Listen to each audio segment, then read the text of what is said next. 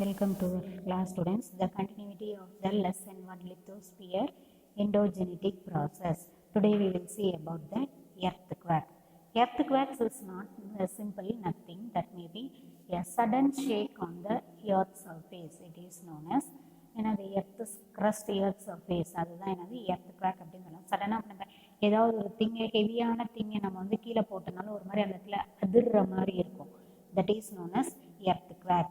Earthquakes are generally caused by the sudden vibration in the earth crust, which spread outward in all directions. இப்போ பார்த்தீங்கன்னா நம்ம போடும்போது அந்த இது எவ்வளோ நேரம் அந்த ஸ்பேஸ் போகும், அந்த வேவ்ஸ் மாதிரி போகுமோ அது எந்த டைரெக்ஷனில் மூவ் ஆகுதோ அந்த டைரெக்ஷனில் மூவ் ஆகும் as waves from the source of disturbance. இதுக்கு ஒரு எக்ஸாம்பிள் நம்ம சொல்லணும் அப்படின்னு சொன்னால், ஒரு வாட்டர் வச்சுருக்கோம், அந்த ஒரு லேக்கோ பாண்டோ இல்லை நம்ம வீட்டில் இந்த டேங்க்லாம் வச்சுருப்போம், டேங்க்ஸ் இருக்கும், அந்த அண்டர் கிரவுண்டுக்கு அந்த மாதிரி தொட்டி இல்லை ஏதாவது ஒரு பாத்திரத்தில் நம்ம வச்சுருக்கோம் அப்படின்னு சொன்னால், ஒரு சின்னதாக ஒரு ஸ்டோன் எடுத்து நம்ம போட்டோம் அப்படின்னு சொன்னால் அப்படியே அந்த ரவுண்ட் ரவுண்டாக போயிட்டே இருக்கும். அந்த மாதிரி அக்கர் ஆகும். இப்போ அதுதான் பார்த்தீங்கன்னா நம்மளுக்கு இந்த பிக்சரில் கொடுத்துருக்காங்க, எர்த்து குவாக்ஸ் எப்படி அக்கர் ஆகுது அப்படின்னு சொல்லி.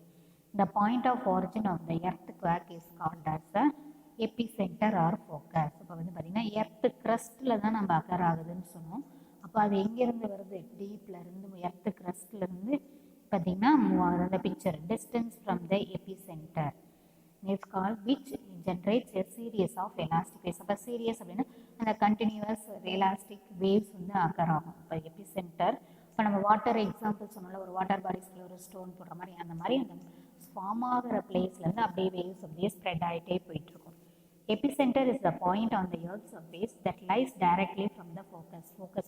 பார்த்தீங்கன்னா அது கீழே ஒரு ரவுண்ட் ஷேப்பில் கொடுத்துருக்காங்களா, அது அங்கேருந்து ஃபார்ம் ஆகி எங்கே டைரெக்டாக ரீச் ஆகுது எபிசென்டர் அப்படின்றதுக்கு surface of the earth crust. The impact on the earthquake is felt that the most of the epicenter. அப்போ அந்த எபிசென்டரில் தான் நம்ம என்ன பண்ணுவோம், அந்த மூமெண்ட் எப்படி இருக்குது, அந்த சேஞ்சஸ், அந்த எஃபெக்ட் எப்படி இருக்குது அப்படின்னு சொல்லி நம்ம அதை நம்ம என்ன பண்ணுவோம், அப்சர்வ் பண்ணுவோம். Seismic waves earthquake generate seismic waves. அந்த வேவ்ஸ் ஃபார்ம் ஆகுதுன்னு சொன்னால அதுக்கு நேம் தான் என்னது, seismic waves. The nature, force and speed of the seismic waves depend on the nature of the medium through which it passes. எதில் pass ஆகுதோ அதை depend பண்ணி தான் அந்த வேவ்ஸ் இருக்கும். Accordingly there are three major types of waves.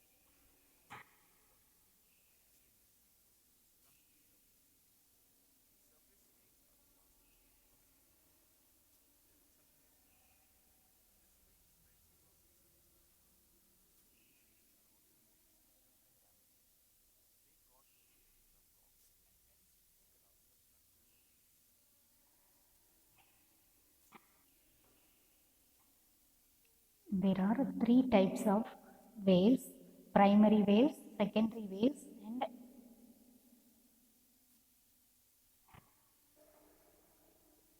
primary waves or P waves are the fastest of earthquake waves and the first to reach epicenter. வந்து first இதில் record ஆகாது அப்படின்னு சொன்னால் இந்த ப்ரைமரி வேவ்ஸ் ரொம்ப ஃபாஸ்ட்டாக மூவ் ஆகும்.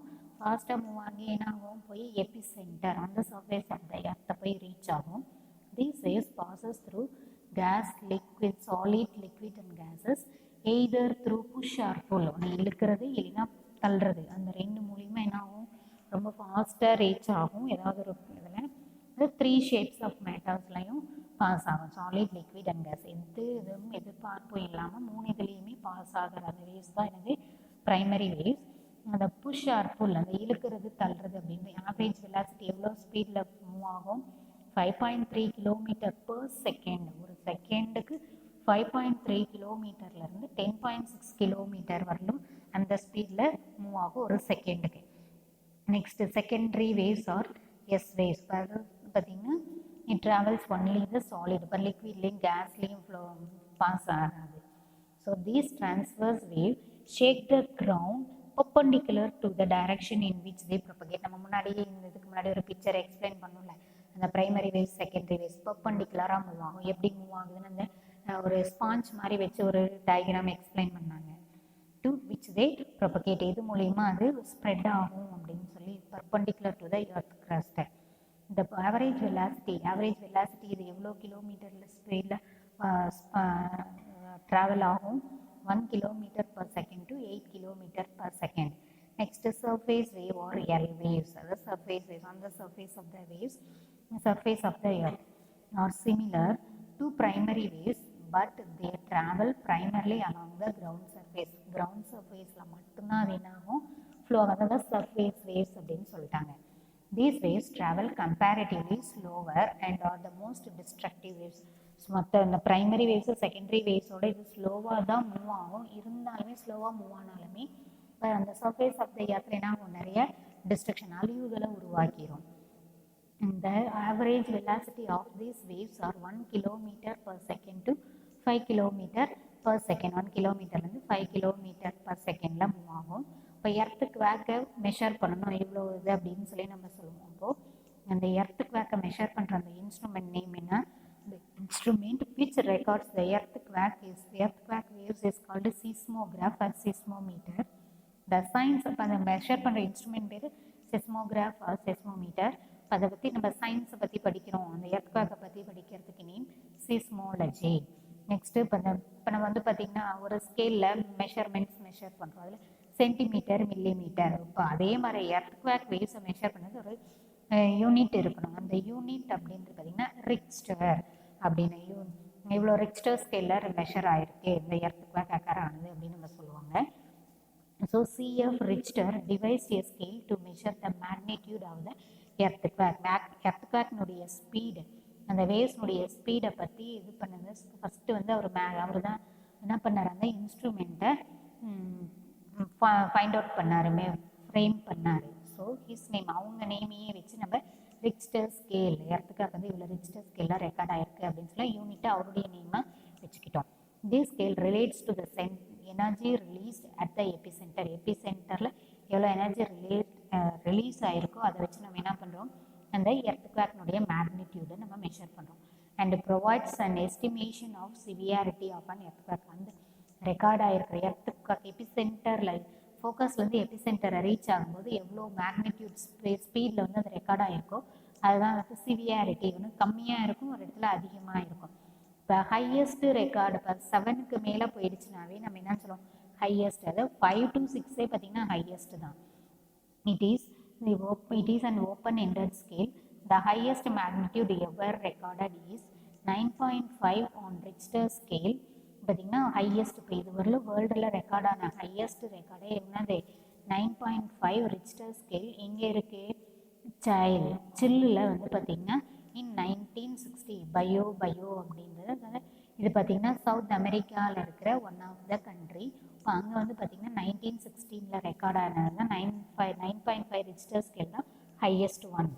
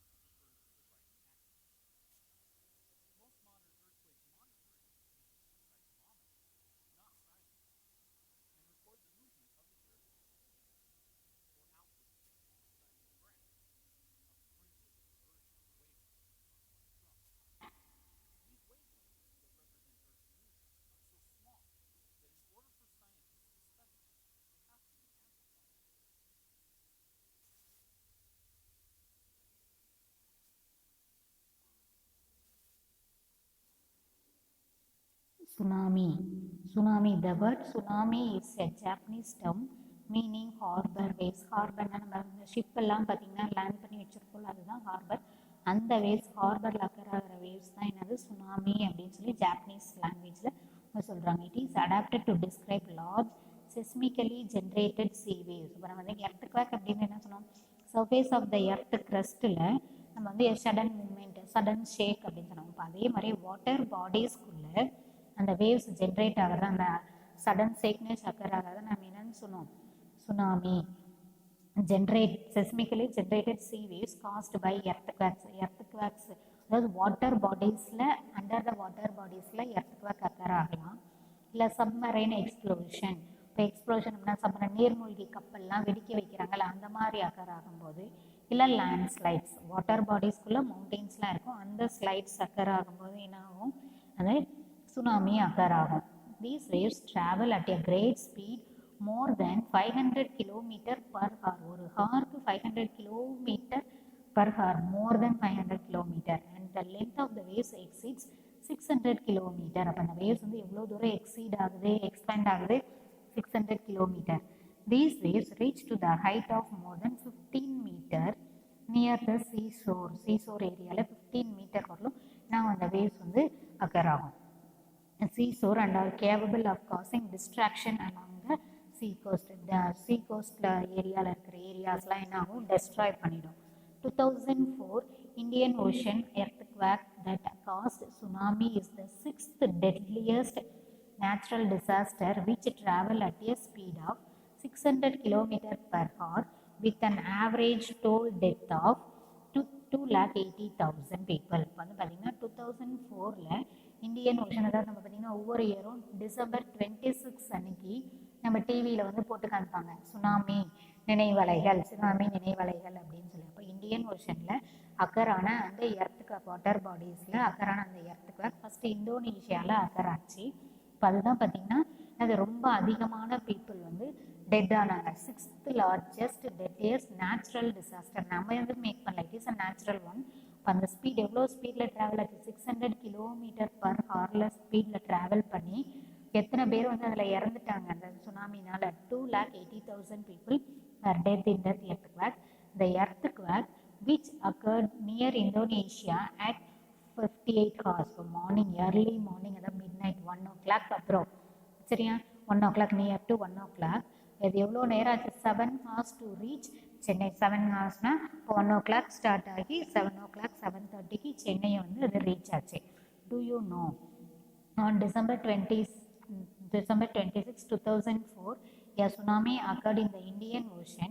It was the result of Indo-Australian plate. இப்போ வந்து பார்த்தீங்கன்னா அந்த பிளேட்ஸ் வந்து ஒன்னோட டேஷ் ஆகும்போது அக்கர் ஆகும் அப்படின்னு சொன்னோம், எர்த்குவேக்ஸ், வல்கனோஸ்லாம். இப்போ அந்த மாதிரி இந்தியாலையும் அந்த ஆஸ்திரேலியாலையும் அந்த பிளேட்ஸ் வந்து இதாகி என்ன ஆகுது, மூவ் டுவர்ட்ஸ் ஈச் அதர், வந்து upward movement or downward movement. இதனால் என்ன ஆகுது, பிலோ த யூரேஷியன் பிளேட்டுக்கு கீழே ஃபார்ம் ஆகுது அந்த பிளேட், அந்த tsunami. It was caused by an earthquake measuring at a magnitude. எவ்வளோ ஸ்பீடில் என்ன இருக்குது, 9 Richter ஸ்கேலில். இப்போ it was caused by an earthquake measuring a magnitude of above 9 in Richter scale.